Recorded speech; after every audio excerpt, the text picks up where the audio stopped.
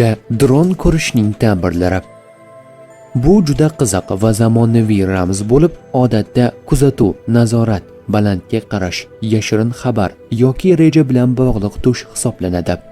Tushda dron ko'rish hayotga yuqoridan nazar tashlash, vaziyatni chuqur anglash, yashirin reja yoki kuzatuv borligini bildiradi. Tushda dron boshqarayotganingizni ko'rsangiz, vaziyat ustidan nazorat, aql bilan ish yuritish, rejalarni aniq ko'ra boshlashni ifoda etadi.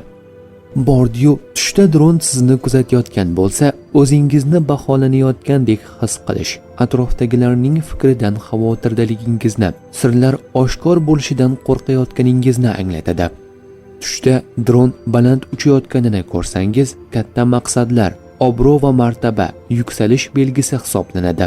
Bordi-yu, tushda dron qulab tushsa, rejalarning buzilishi, haddan ortiq ishonch sabab rejalarning buzilishini anglatadi.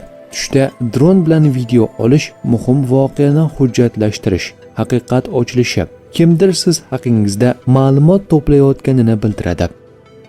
Tush ta'birlari bashorat emas, barcha narsani bilguvchi zot yagona Allohdir.